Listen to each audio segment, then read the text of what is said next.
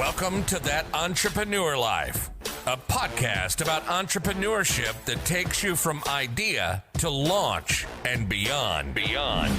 Each week, your hosts, Andrew Lees and Clint McPherson, discuss different business topics aimed at adding value to any entrepreneur's journey. All right, welcome back, everyone, to another episode of That Entrepreneur Life. I'm Andrew Lees, and I'm joined with my co-host, Clint McPherson, as always. What's up, man? Not much, brother. What's up, everybody? I'm excited to be here for another episode. And with that said, let's go ahead and kick this thing off by welcoming our special guest, Tom Libelt, to the show. How you doing, brother? Hey, I'm good. How are you guys? Really good. Thanks for coming on. Yeah, it's an honor to have you on the show, Tom, and we appreciate your time.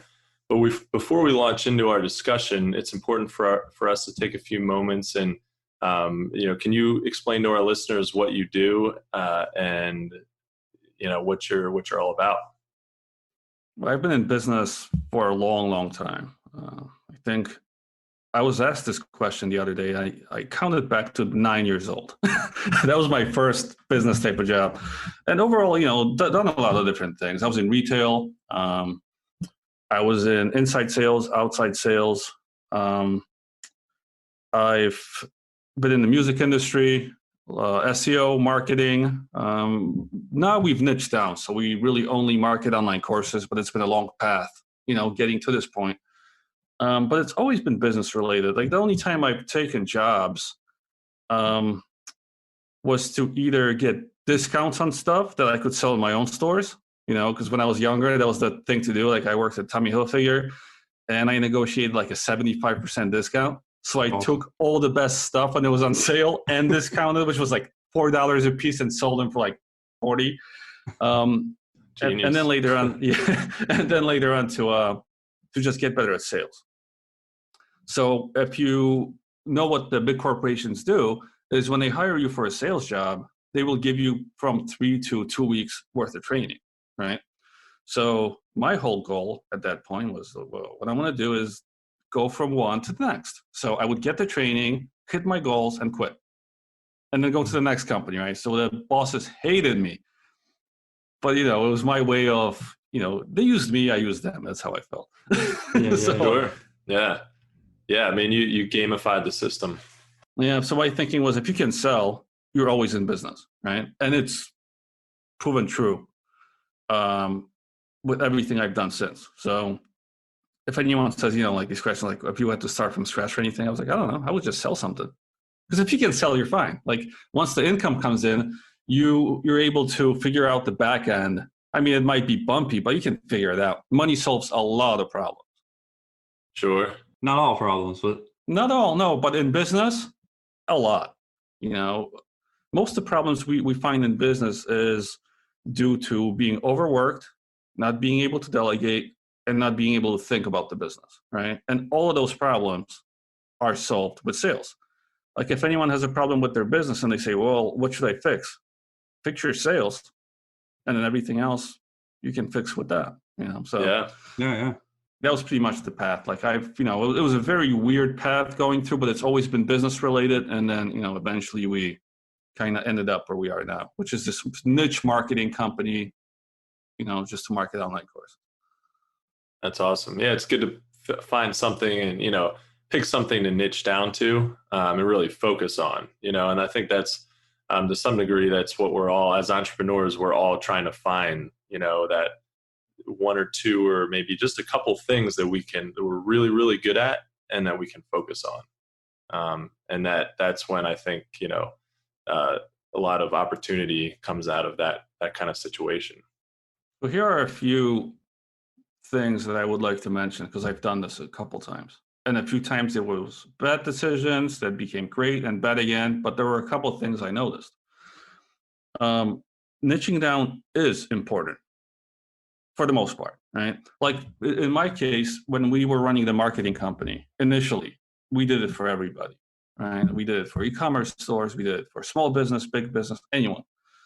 And then if you had someone come up and, ask me, why would I pick you over someone like Jay Abraham? And I was like, well, there's zero reasons at all. If you can afford him, because if it's, generic marketing, I would pick him too. But now, since we became a big fish in a small pond, which is just a little niche, if someone asks me that question, I'm like, Jay has no clue about online courses. Like, he hires me to do stuff like that. And it's a much easier sale in a way, right? Like, the market is smaller, but we found by being in a smaller market with hungry buyers, because people that create courses, they only create them to sell them, right? So it's hungry buyers. They want to sell their stuff, and they would need help with that.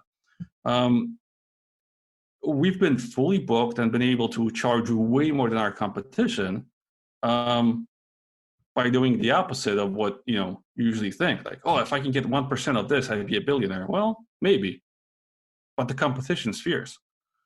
By going smaller, and our market is really small. Like, I calculated, and people actually that could potentially afford any of our services, even the lower ones, we have maybe 130,000 people in the world that could be our market, right? But it's still enough. And I've actually worked with people who had smaller markets, but charged even more, and we're doing fine too. Like, I had a chiropractor that was doing an online course teaching other chiropractors, and he was selling his stuff like $4,000 to $7,000. His market was 80,000, and he was doing really well too, right? So sometimes being at the right place, it's just much easier. Another thing about choosing the path, and like your strengths. Often the easy way out, because when you have these forks in the road, right? Sometimes like you'll have like that easier way, like, oh, I'm going to go push my stuff on Amazon, on Facebook, on Twitter, because it's an easy way. There's a market. It often becomes the best and worst thing that happens in your life, because you'll make a lot of money, you'll invest a lot, and one day it's completely over. Right? So that harder path of, I'm going to build my own product, my own platform, my own marketplace in a way, my own list, much more difficult, and it's going to suck for much longer, but eventually you're in charge, you're in control, right? And this happened to me before too. We had a moment after our SEO company was running for a couple of years where all the blog networks got destroyed by Google, right? Like, we used to pay to post blogs, like little blog posts on different networks, like maybe 50 or 100 per month for each client. And they would give backlinks to those websites, just for people that don't understand. And Google, seeing all of us doing that, the whole industry, they got memberships in the same blog networks because it wasn't hard. And they just found the IP addresses and destroyed everything, right? So we were out like tens of thousands of dollars. We had all these blog posts. And, for me, I had a team at that time, a team of writers, really good writers. And I wasn't sure what to do with them. And again, easy or hard, right? Like, which way you're going to choose? And I found this little easy path. I heard about this thing called Kindle. You've been doing blogs about different topics. Just start writing different stuff on the Kindle. And that business grew. Eventually, we had 5,000 books out, making a lot of money, also invested a lot of money. And one day the account got shut down. No reason given, no way to appeal. And that whole business, which, was running by itself, it just got shut down. And when you think back on it, it's like, okay, well, I made more than I maybe invested, right? But that time, I'm not going to get it back. Like, during those 6-7 years, I could have been building something else with that team, which, yeah, maybe I would have invested much more in and made less money, but I still would have had it now. So just for the listeners, because I see people coming up to me a lot, asking me to like partner up on stuff like, oh, I'm getting a TikTok marketing agency going. I'm doing this. I'm like, that's all nonsense. Because it's going to, it's a short game, Yeah. You're playing in somebody else's sandbox, basically. Yeah. I mean, in 3 years, TikTok's going to be saturated. But the thing is, it's just such a short game, right? Like, anytime you're dependent on any platform, it's a very short game. It's very unreliable. Like, I'll give you one more example with the Kindle, right? Which for a while, it was a great platform. When they need you, it's better than when they not need you. And then, so initially, anytime you wrote a book for the Kindle, right, you would get 70% on the sale and $1.50 or $1.20 on a rental. We were making money over fist. Right. One day they shut down the rental. Half the business gone, right? Mm. Then they changed something else up. Now it's based on pages read. So we had to tweak things to make that happen. And this happens with all these platforms, right? LinkedIn. I've had a few friends do LinkedIn lead generation. It's okay. It's an okay platform, Yeah. And I've seen them over the last 3 years go from, well, this is the best thing ever to, man, I need to get out, over and over. So, there's a thing about taking these short paths, like you might be able to build some skills up, but you're not really building a business. Right. Yeah, it's definitely a short path, like you said. I mean, when you see it's the easy route, everybody's doing it. It's the hot thing. Let's make money. But like you said, man, I totally agree. I've been down that road myself in my marketing agency, right? Like, hey, oh, this is hot. Facebook ads, this, and I'm jumping around and I'm making money and everything's going good. Algorithms change or whatever changes. Everybody's doing it now, and then it's like, next thing you know, boom, everything changes, and you're just like, oh man, everything that was working the other day or last month or for the last few years has just been flipped upside down. And how the hell do I fix this? Right? Like, but you got to be adaptable as an entrepreneur. You got to shift and change. I mean, and you have, of all people, Tom, I mean, with that said, man, and what we're talking about, you learn from a young age how to sell and negotiate business by getting haggled by Russian vendors, right? Can you take our listeners back to where your entrepreneurial journey started, and how your actual family situation motivated you to take the entrepreneurial journey or the entrepreneurial path that you're currently on? Yeah. So the earliest business memories I have is, we used to live in communist Poland when I was growing up until about age of 10. Between 7 and 9 years old, I remember my dad would drive to Germany and Sweden a lot, take me with a few times, and he would smuggle alcohol and things into Germany to sell it, and then smuggle electronics back into Poland to sell that. And I would have two jobs. One, when we're driving into Germany, to sleep in the back seat, and if they try to take me out, and start searching the seats and things, just start screaming and crying and making as much noise so they wouldn't do a proper job. Right. And then when we came back with the stuff, my other job was to go to the soccer stadium with my dad and sell the stuff, sell it in my class, sell it in those places. It was different having a kid around. Like, people always think if there's a kid, this person's probably selling something, decent than if you. Yeah, it's legitimate. It's more legitimate.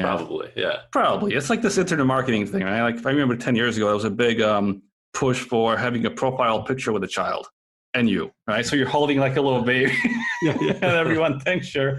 Yeah. So it's credibility somehow. It's credibility, yeah.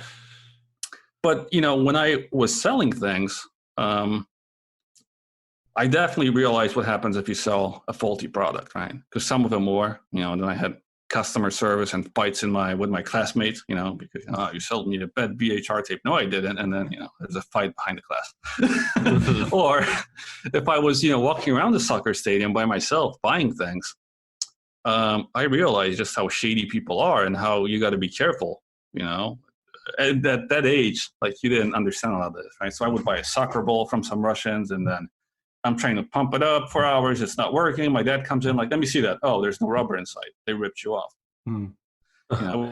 Go get a couple comic books. And, I picked one up and said, this looks kind of cool. Put it down. Pick that one up again. How much is it? Double the price now. Because you showed interest. Yes, because I showed interest, right? So I learned really quick. Like, my poker face was hard after like a couple of weeks of this, like I would then go up to the, comic table and be like, this is all shit. Maybe I'll pick that one. Yeah, maybe if you lower the price. Yeah. Yeah, you live and you learn, right? Yeah. But the thing I noticed back then, and this is kind of what sparked it, is my dad didn't have a boss. Which was interesting when you heard, like, from classmates, like, oh, my parents are doing this and that. And then this concept of, you buy things for one price and you can sell them higher based on the circumstance, right? Like back then in Poland, the alcohol was super cheap, because it was being made there. But in Germany, with the taxes and everything, one, you couldn't get the same quality. You couldn't get the percentages high. And then you would pay like, so much for it. Like my dad could make money. And then the VCRs were so cheap in Germany, but after all the import taxes into Poland, they were so expensive, no one could buy them. So by smuggling, so you just, the different markets, you could take something from one market and sell it somewhere else. Like that just planted a seed. And I just never got rid of it. Like I've always been dabbling in it, and eventually I realized how to build an actual business, not just take advantage of like arbitrage, but Right. But it definitely did start everything from that. Yeah. I mean, that's a really powerful lesson to learn, from your parents at an early age, if they don't have a boss. I think a lot of us, especially our generation, a lot of our parents, at least in the US, had jobs. Corporate America was still relatively, a big thing. There was still plenty of entrepreneurs and small business owners, but I mean, I didn't know that many people, maybe a couple who had parents who were entrepreneurs, and who only reported to themselves. So I think that's really cool, to learn as a kid. I think, I don't know. I mean, I'm biased because as an entrepreneur now and, as a business owner myself, I think it would be really cool to be a kid and learn those business skills from an early age. I didn't really get into learning too much about business until like college. So here's the thing about that. Like I see what you're saying, and I actually wish I've had that too. This is not at all what my beginning was like. Okay. I didn't learn business skills or those skills from my parents. Okay. Everything I learned from my dad and my family that wasn't business, I had to unlearn later on. Right? Because it was all smuggling, shady shit. Like it was good for my drug dealing when I was 16. But once I actually got into business when I was 18, 19, like it really did not help a lot. When we came to the US around 10, like my parents didn't have anything almost. Like they, we came, I think, with maybe $500-600. And they couldn't go into business because it was too risky. It was just too risky for them. So they got jobs. The shittiest jobs you can imagine. Like the ones that people say, like, oh, the Mexicans are taking our jobs. No, my parents took those jobs. And you know what? You can take them back. Yeah. Because right. they suck. This was like $3-4 per hour, working all shifts. Like I never seen them. I would go to school, get picked up by the bus, didn't see my parents, come back, didn't see them, go to sleep, didn't see them. Mm-hmm. They would only be around on the weekend. Like I was just, always by myself. I was like, this is horrible. And they're broke. We live in the ghetto. Like they're working all this time. We're living in the shittiest apartment. There's gunshots in the hallway. There's and we have no upside. money. Yeah, there was no upside, right? So that really turned me away from this job world, right? But still, I had a couple, teachers tell me like, oh, the corporate world is amazing if you get in the right spot, blah, blah, blah. So I did peek into it when I did my, sales training kind of hustle, right? By going to these corporations. And it wasn't great, man. Like you were just a number. You were really just a number, like in and out, doesn't matter. You're building someone else's business. And one of the biggest lessons I've learned was actually in those jobs. I worked for insurance for a while, right? And I don't know if you know anything about selling life insurance or things like that, but what happens is you sell a policy, right? Let's say someone's paying $200 per month to MetLife, right? And they will give you 6 to 9 months of that as your payout, and they keep everything else. So then you start thinking, if I just sold, let's say, 20 of these, right? And you will over time. How much money would I be making monthly if they just gave me what I sold, right? This recurring kind of idea. And that's where the SEO business started from. I was like, well, what's the shadiest, easiest industry to get into with recurring income? Because those are always, the ones with no barrier of entry. And there's no barrier of entry to SEO. Right. Someone could wake up tomorrow and be like, I'm an SEO expert. I was like, well, yeah, you're about as smart as half the other guys. You're right. Right. It was a horrible business, and we didn't keep doing it for a long time, because there's no control. And like you're always playing with fire. Google can do anything. It's an easy business, but it's just not a great business, not a sustainable business. Like you can't scale it as much as something else. So, but that idea came from that. And a lot of lessons I learned was by actually doing something that my dad was doing, getting burnt really bad and realizing, okay, yeah, that was not good. And doing, Yeah. So yeah, I mean, I wish I had someone like, some kids are lucky and they usually don't appreciate it. Someone that owns like a $20 million proper company. And I've met these kids later on and their parents. I learned a lot from them. The parents, not the kids. The kids are usually idiots. Exactly. But, you see someone like that and it's like, wow, like, this person actually built it from scratch. They have the whole team, they have a product, they have a brand, they have, and you can learn a lot from that. So I really wish I had that. I would have probably knocked down like 10, 15 years and, pushing through hard and messing things up if I was able to just kind of like say shadow my uncle or dad with a real business, for like 3-4 years. So yeah, if anyone has that, man, that's super lucky. But to go back to what you said, I mean, you're like, you didn't really, all the shady stuff, you had to unlearn, but through all of that, and what I kept hearing was like, you still learn how to hustle through that, right? The hustle. Yeah. So here's a problem with hustling though.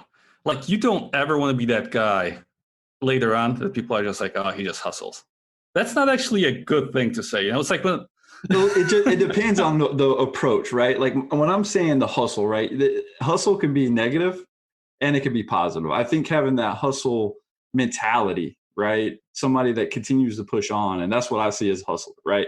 I don't see somebody doing the shady stuff or whatever, hustler can be, have that bad connotation to it. But yeah, you don't want to hustle all the time, but you want to have that hustle to you. And I think being an entrepreneur, you automatically have that, right? Because also being able to shift when things get crazy and you have the entrepreneurial spirit to bounce and, hey, like SEO, that's something that, right, you cannot build I mean, I'm not saying you can't build a sustainable business. People have, but it's not for everybody, right? Well, it's not sustainable when you do a service. Like you can build one if you're doing an app or a program or just anything else, like a network. If you're like the guy selling the shovels, you can. But doing an actual service, I haven't seen it yet, and I've seen these SEO guys. So what do you mean by hustle? It's pretty much my inability to quit. And that's something you need to have as a business guy. But I've always had that. Like I was always a horrible loser and I couldn't quit. Like even back in the days I got into a fight, you beat me. I was like, you're going to have to kill me because I'm coming back. Right. So that's just something that, like my own little problem that I've had. Just I couldn't quit things. Like I would go in all the way with everything that I've done. But there's time for hustle though. Like it really is. I get the hustle kind of porn that's happening in the business world now. Like, oh, you got to do this and scale. I'm like, maybe. In your early 20s, yeah, I think so. I think you should be hustling as hard as you can and build things. But then when you start turning 30, it's time to get other people to hustle because now you know it's working and you shouldn't be doing those things anymore. And it's time to start thinking.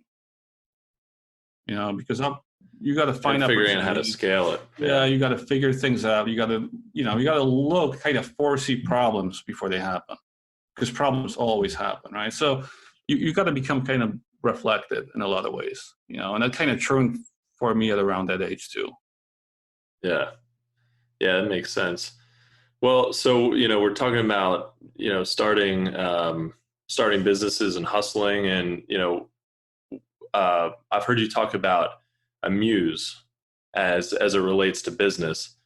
Can you kind of define what a muse is, and do you think that changes, or do you think we can learn, what's the mentality of building a muse, and how does it differ from what the kind of businesses a lot of people are building? I've never actually thought that part through. Is there any characteristic of a muse, or any, or is it just a muse is a business that you start in order to, basically eventually automate and have some, income coming in. You've built the systems, the processes, and you have some revenue coming in, or is it a little bit more than that? So here's a problem with, like this whole concept. It's hard to give how-to advice, on anything beyond just the simplest concept. So, for example, if I, went back 5 years, to what I've done over those years, and I took all the steps and everything, and looked at my business and how it's working and what motivated me, and I tried to recreate that now, myself, my own steps. It wouldn't happen the same way again, right? Ever.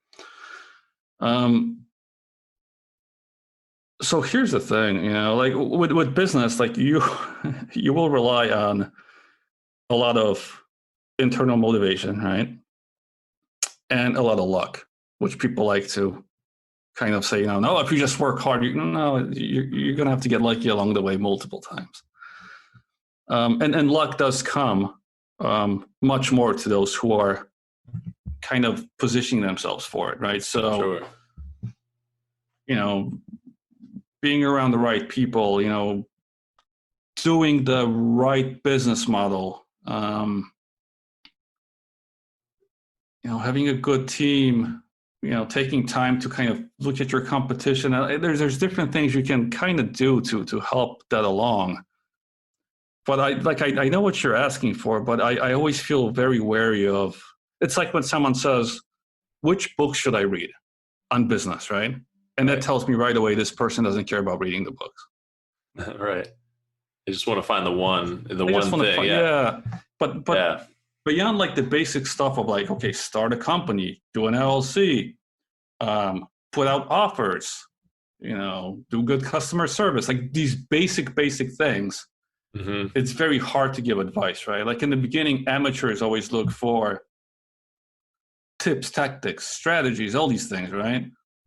But when you get a little farther down the line, you're kind of looking at the nuance, right? So if you already know, let's say, for example, if Facebook is working for people at this moment, right? And you don't need to read multiple books on how Facebook worked for them. Like you actually go to the accounts of people who are working well, and you start looking for little things. How can you borrow or steal something and use in your own account? Like a lot of it will come from you, right? Like you should be your own muse in a lot of ways, right? Like I always feel weird looking up to anyone because, like I said, if I even took my own journey and tried to recreate it, I couldn't again. Yeah.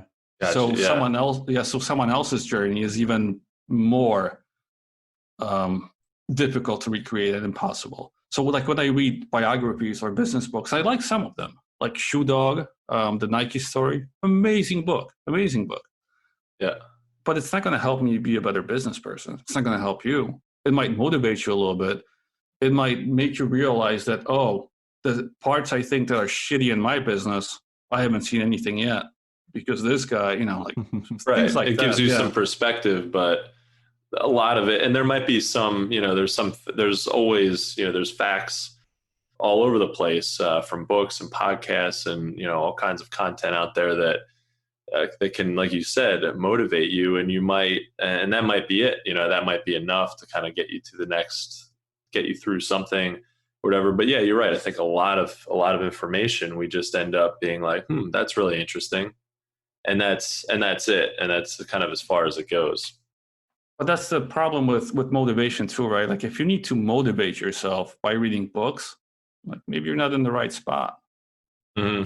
It's going to take much more to actually make it. You're going to go through some hard times, and what are you going to do? I need to grab 15 books now? Like, no, this is the time to, just get shit done. Yeah. What always kills me when I go on LinkedIn and it's, there's, whenever I do, and I actually scroll through the, people's feeds and it's just like one motivational thing after the other. And I'm just like, man, you could spend your whole day just reading stuff to get pumped up. And then, and then you get pumped up and you're like, oh man, I don't have any time to do anything else. So Yeah. So what I find with social networks is, and LinkedIn, by the way, like the best thing I found last week, and it made my whole experience better, is how to mass unfollow people. Yeah. Right. Yeah. There's like a script that I use, and it went from 6,000 to like 50. That's awesome. yeah. And my feed looks amazing. You know, on Facebook, so I got the news eradicator, which I don't see any nonsense. And on Twitter, what I found like 2 months ago, and it changed my whole life, you can mute keywords. Ah. Okay. So I've muted anything with COVID or anything, you know, politics, Biden, Trump, any nonsense which I don't want to listen to, and my feed looks beautiful now. There you go. Yeah. Yeah. So, like, I feel like I use those to test ideas, right? Like that's what I kind of use social networks for. And then you got to kind of look where your market is too. Like with me, since we look for course creators, you know, we look for people on LinkedIn. We, you know, reach out to them there. We collect their emails. We use those to create Facebook lookalike audiences. We go into the groups on Facebook. We promote directly to them. On Twitter, we're just testing a lot of shit because it's like I think Twitter is like a corner store in New York. You know, and like you got a bunch of, you know, people talking shit outside and like, hey, you know what I think, and then you know what I think. Yeah. That's what Twitter is like. So I find that that's like my most loose network where I just let everything go. Like I'll talk a lot of shit on Twitter. Awesome. You know, Facebook is more like a reunion, so you don't want to, and LinkedIn kind of like a networking event, so you also want to keep things civil. But Twitter, anything goes. That's what it's. I'm not big on Twitter, but that's kind of what I've heard. You know, just yeah. So you know, you got to kind of use these tools how, you know, they fit your personality and in business. But once again, a tool is not going to save your business. A tool is not going to fix anything. Reading a business book is not going to change anything. You might get a good idea from it, and then you're going to take action on it. You're going to see, oh, parts of it work, parts don't. There's a lot of nuance in there. You got to figure out on your own.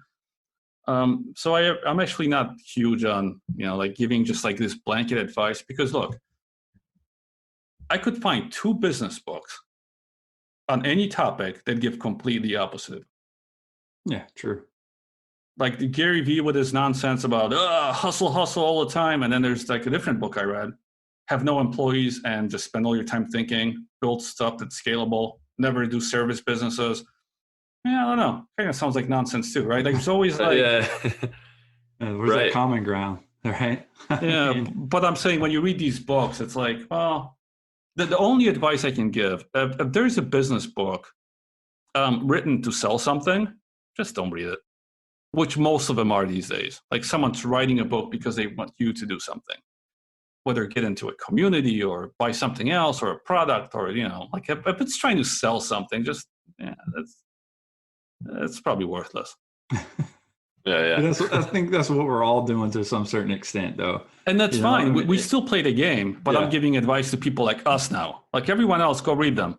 Exactly. Right. Yeah. Exactly. Somebody's Yeah, got to do it. How about we fight through the nonsense, and for all the listeners, you go do it, and we'll continue to move forward with advice from Tom.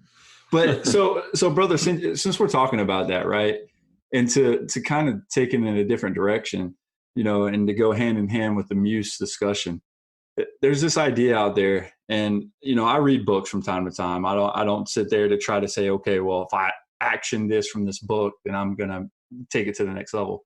But the War of Art by Stephen Pressfield. I don't know if you're familiar with it or read it, but it talks about that most of us have 2 lives, right? The life that we live, and the unlived life within us that stands in between the 2, right? And that's something called resistance. I'm pretty sure along your entrepreneurial journey, we all encounter resistance in some form or fashion. So as an entrepreneur, how important is it to identify resistance when trying to lessen the emotional roller coaster of running a business? This really varies, right, from person to person. For sure. You know, like I lost a lot of my abilities to give a shit a long time ago. And that helps, you know, because a lot of resistance comes from wondering how people will judge you, right? And I remember seeing a study where I think this was in a classroom or something, but they divided the classroom into two different groups. And one group was judged based on quality and one based on quantity, right? So this one group would write like one piece of content, and this one would write 50. And what they found is the ones that wrote the 50 had much better stuff and better ideas, more creative. And the ones that wrote the one actually, held back a lot because they wanted to be perfect at one time. Right. And I think a lot of the resistance comes from that, right? This perfectionist thing. And I had that when I was doing music in my early 20s. We need to put out the perfect CD, perfect album, perfect song we got to make now. Instead of being like Lil Wayne, who would come out with 600 songs, most of them complete garbage, but then between those, he created enough hits because he just put out so much material. 50 Cent did the same thing. There was a couple of these guys. So much material that a few things hit so well, but they also got better, by putting out so much stuff. I actually think that being a good salesperson too is very much like being a comedian, a stand-up comedian, except instead of a punchline at the end, you're selling something. But you're going to have to put out enough work too. And then when you hear about stand-up comedians, I don't know if you ever looked into them, but I have recently, they will grind from comedy show to comedy show for years. Sure. Always grinding. And that's kind of what sales are like. And that's kind of what business is like. If you keep putting out offers, not waiting for the perfect offer, right? And I had a couple friends who've done that and made huge companies because after the 30th offer, the 31st was the one who actually made the money. If you put enough stuff out, eventually something will hit. And, the resistance only comes in when you're trying to make it perfect. When you think that people actually care about you more than they do. And it's always like that. Like, people don't give a shit. They might listen to you and be like, oh yeah, that was stupid, and then forget and go into something else. In 3 weeks, you could come back and they don't even remember who you were. Yeah. So great point. I love that book, by the way, the War of Art. I think the concept was great, but once you understand the concept, like, that's all you need. Yeah. And then it's more of just, I got to start putting content out. I got to start putting out offers. I got to start putting out whatever it is your business does. If it's products, you got to, put out more products, I guess. That's all that really is, right? Stop caring for people think, because most of them are not thinking about you at all. And by putting enough stuff out, something eventually will hit. And then it's going to be a whole different ballgame. Well, now how do I make this work and sustainable and scalable? And will there be an exit? There's a lot of other things that will come with that. How do I build a team?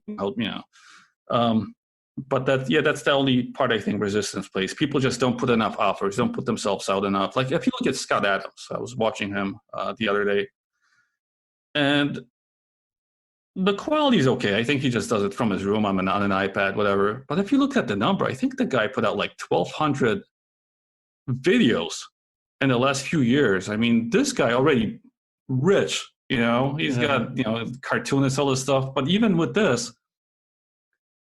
like, he's still hustling. I think he does like a 9 a.m. and 9 p.m. live stream every single day. And that brings you back to those, comedians and, sales guys. Like, you got to put in the work. Yeah. You got to grind. And I find people who just do it, and that's what I've always done. I just do it, whether I like it or not, don't encounter resistance as much.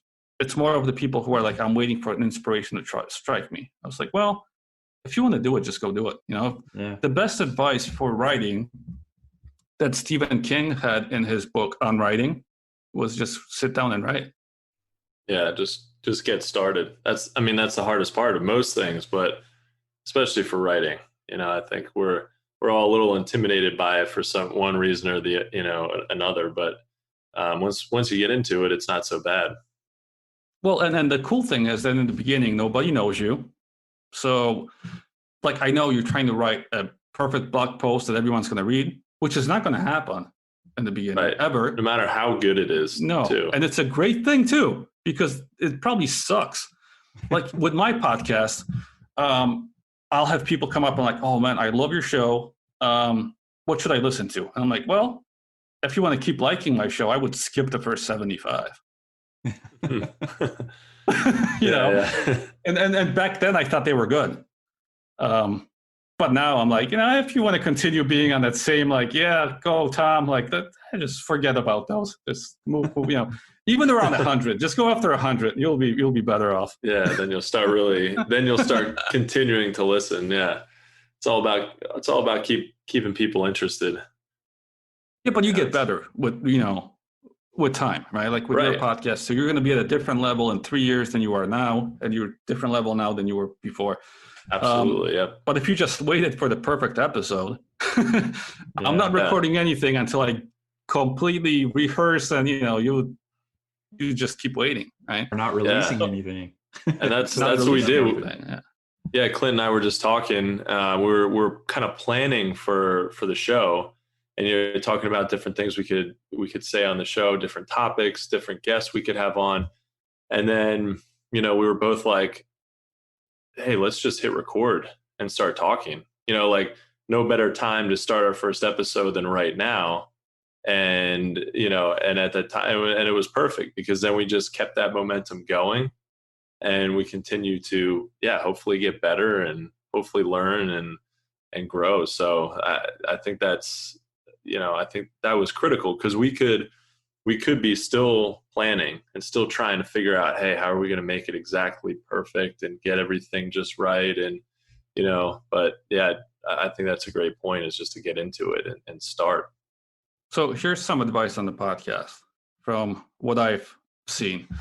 In the beginning, I kind of used it as a networking tool, right? And just to, get better at doing it. But it's a long game. Right? Like you're not going to see returns from your podcast for a while.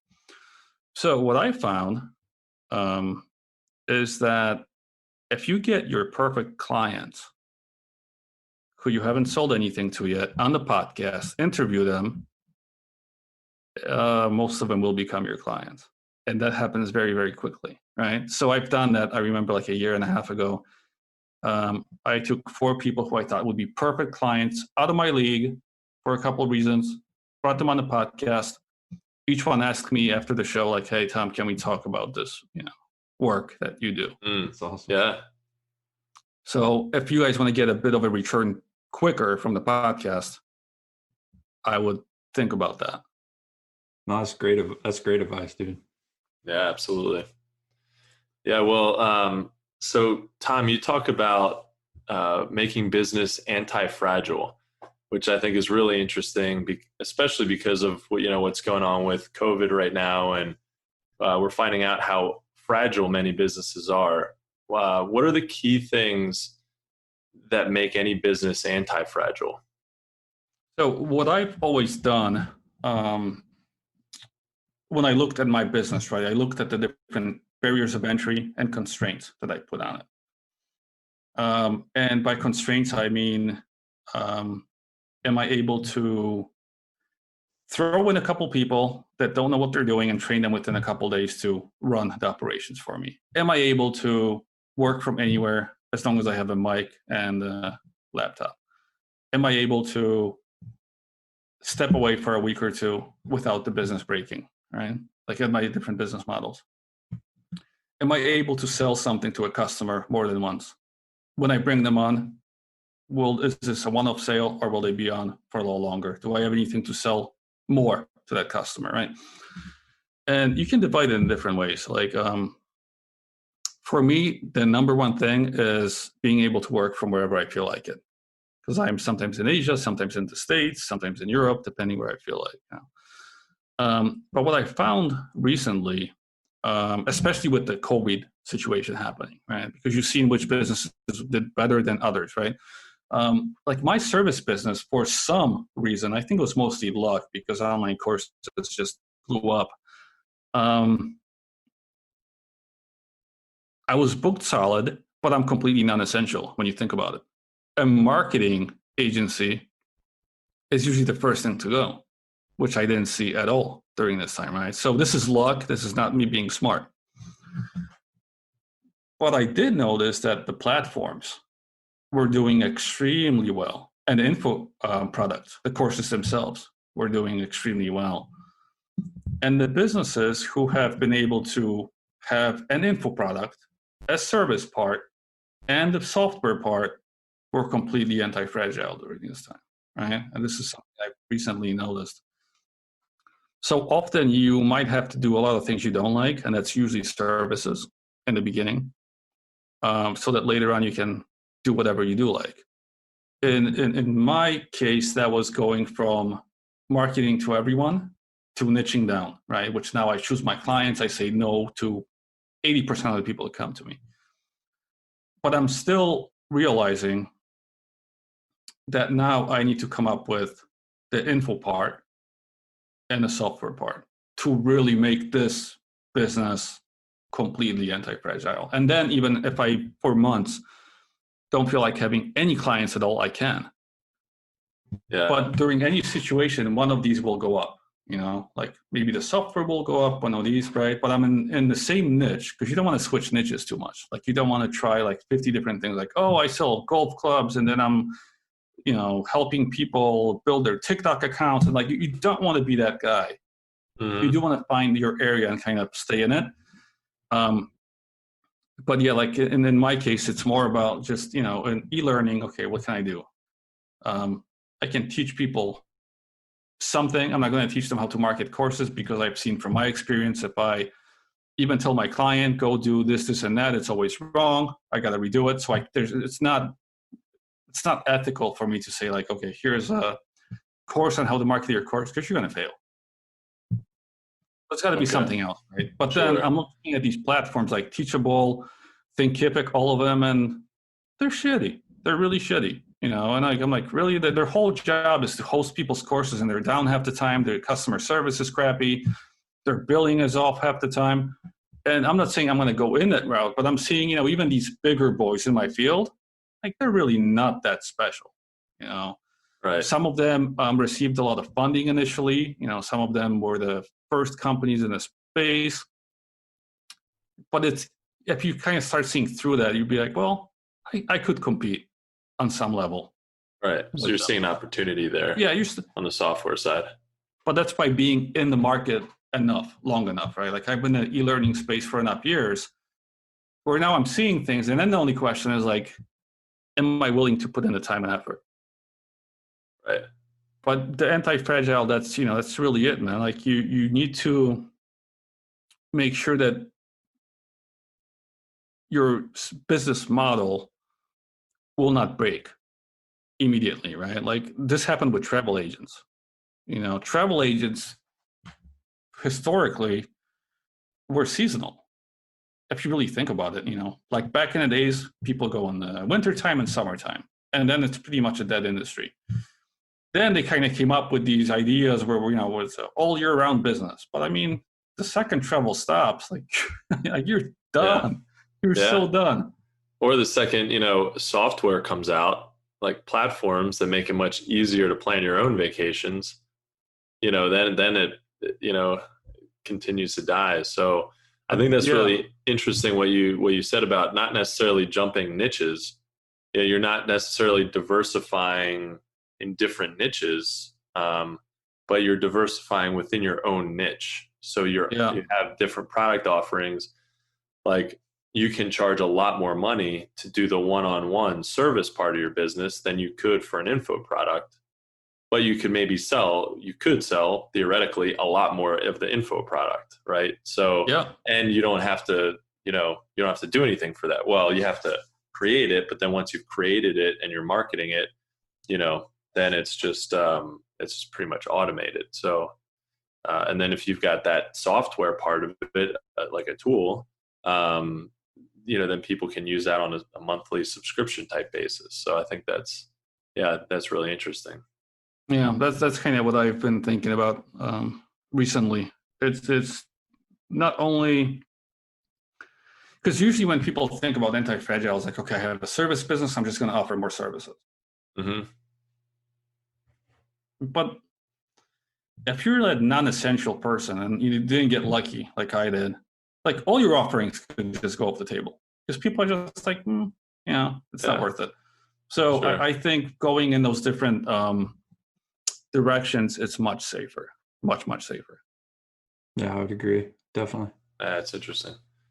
So Tom, I mean, through your entrepreneurial journey, man, obviously seeing success as an entrepreneur, publisher, salesman, and one of the top Polish hip hop artists. I mean, you've done a lot of different things, right? The thing I wanted to ask you though, and the cool thing about all of that you've done and bootstrapping the majority of your entrepreneurial ventures without any, like basically zero outside funding, dude, that is awesome. And I want to applaud you for that. But through this journey and through this process, because man, that's mind blowing in itself. What has been the most difficult thing about being an entrepreneur, man?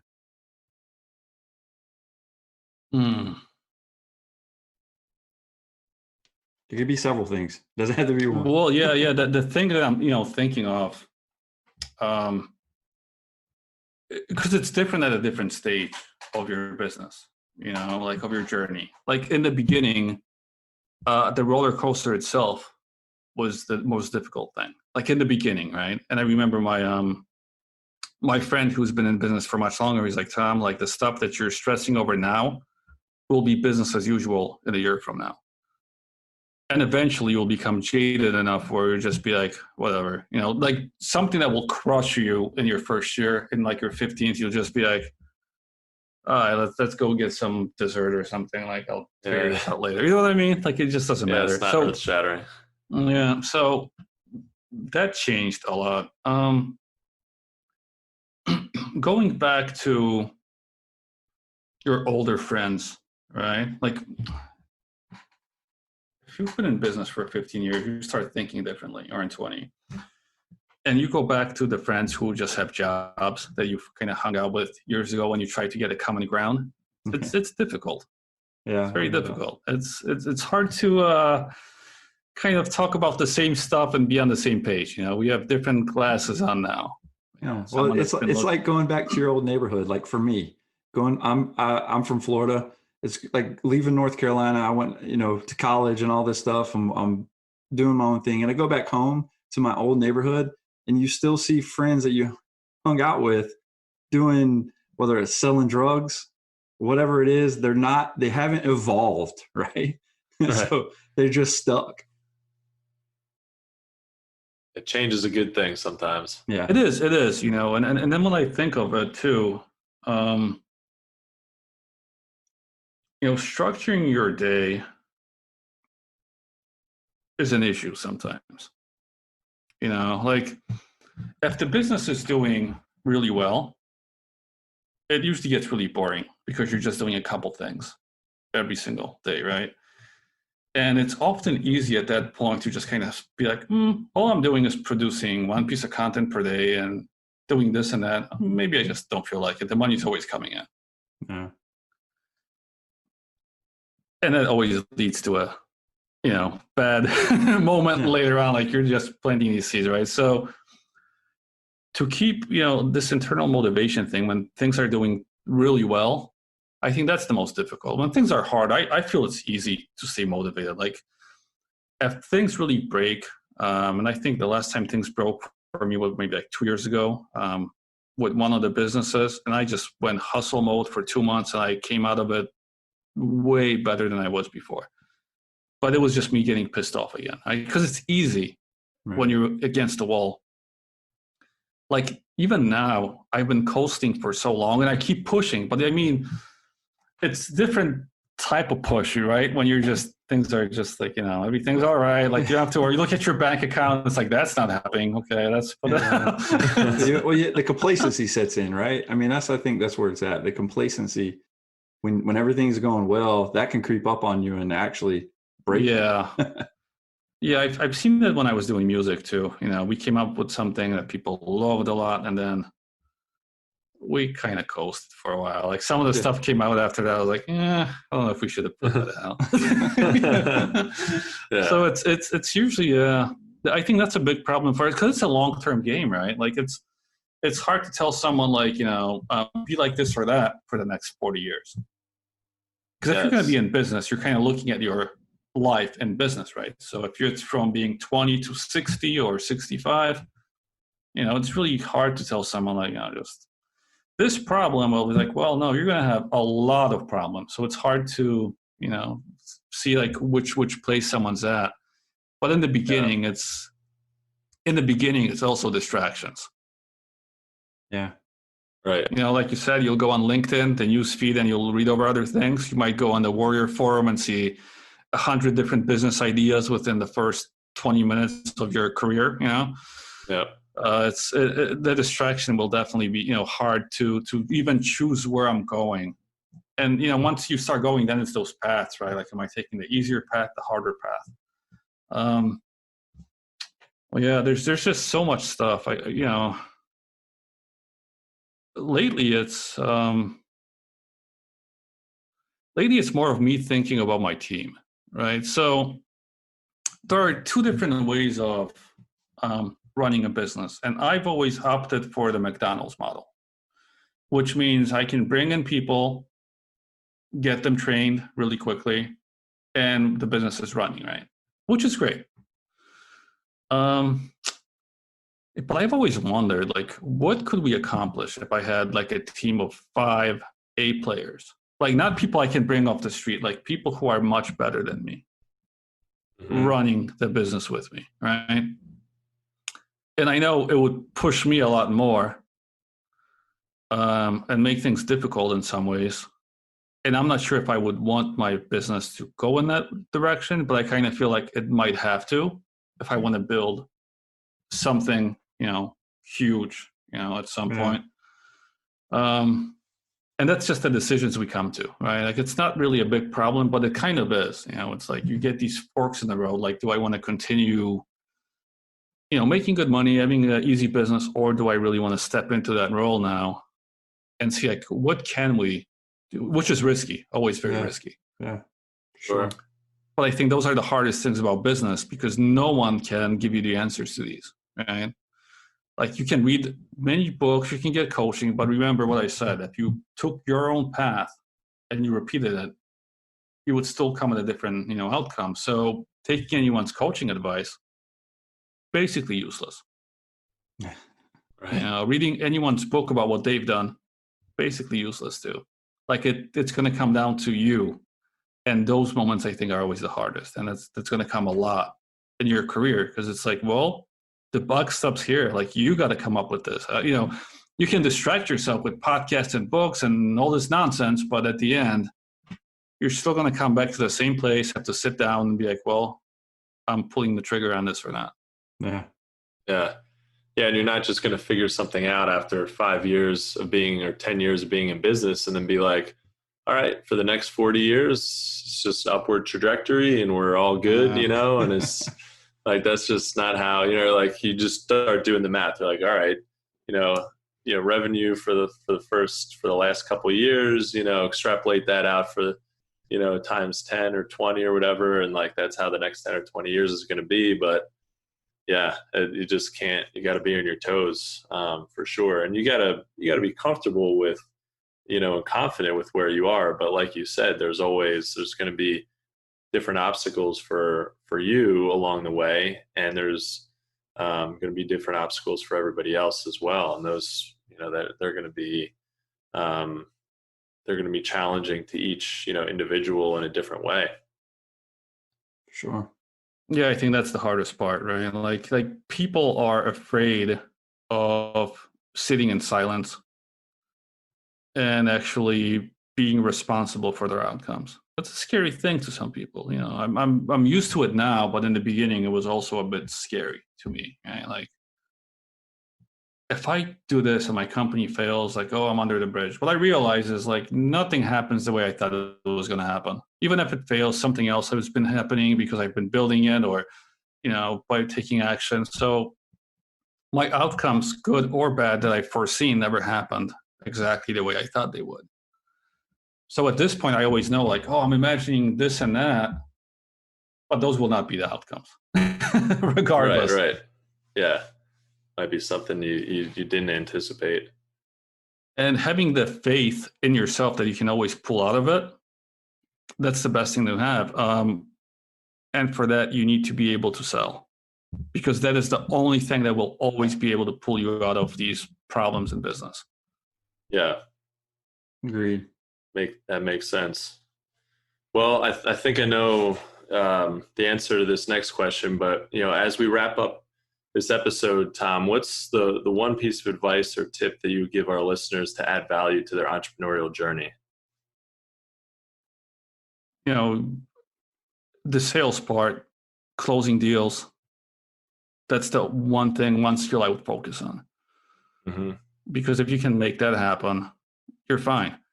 The scariest thing I see, and I see this with a couple of businesses, is when they outsource the most important part of their business. And, I've had people come up to me and be like, oh, let's talk about how we can work together. And like, oh, I got to wait till my key person is in because they're the ones, and I'm like, well, let me just talk to them because it's their business. Like, you don't even need to be around. Right. Mm-hmm. And then they will think like, what do you mean? I was like, well, you can't run the business without them, can you? No. Yeah. So it's like they're in charge. Yeah. Yeah. And I'm like, but they could run the business without you. They're like, oh, no, it's my business. I was like, no, but they're bringing the sales in. They could replace you easily. Yeah. Right. But I mean, and I've seen businesses do this, and it's a big problem. So your first hire should never be a salesperson. Like, that should be you. And then even if you do eventually hire them, you still need to be able to come back and take that over if anything happened. Like, that ability in a small business, right? We're not talking about like a Pepsi or a Coke company. Okay. In like a smaller business, this is a key component. Yeah, as you're getting started. I mean, I'm sure there's a lot of businesses out there that are just starting up, and they want to, they do want to, like you said, they want to outsource everything and think that can include sales, and all right, I'm going to be, completely hands off. And that's a nice goal down the road, right? To have, everything automated. But if you can't step in when you need to, especially from the beginning, to make those sales, that's something you definitely have to be able to do. Beyond that, like when you do automate things, but you don't know why they're working. Sure. And things stop working all the time, right? It's a big problem. So yeah. So that's the biggest advice I have. Like ability to close deals, understand why the sales are working, why they're being made, how they're being made. That's what keeps your business running. Without that, there's no business. So it's a hard thing, but you just gotta put in the time for that. Love it, man. I agree. Well, guys, that's a wrap for episode 16 from the both of us, Tom. We want to thank you, brother, for taking the time out of your day, man. And a good way to start your day and a good way to end our day and joining us and adding value to what we're doing on our podcast, man. Yeah, I appreciate you having me on. Thank you. Absolutely. Guys, thank you so much for listening to That Entrepreneur Life. To learn more about what Tom is working on, check out smartbrandmarketing.com or the Smart Brand Marketing Podcast. If you like what you heard today, make sure to subscribe to our podcast on iTunes or any other major podcast directory. You can find us on all the socials and on our website at thatentrepreneurlife.com. That said, we also want to quickly give a special shout out to our family and friends, to include all of our listeners, our followers and subscribers. If you find value in our show, please consider making a donation. Even just a few dollars helps us keep things moving along and brings value to your entrepreneurial journey. Thanks for continuing to support what we do as entrepreneurs. And don't forget, guys, to join us next week for another episode of That Entrepreneur Life. Thanks for listening to That Entrepreneur Life podcast. Be sure to visit thatentrepreneurlife.com to join the conversation, access our show notes, and discover our fantastic bonus content. Don't forget to join us next week for another episode as we continue to add value. Until next time.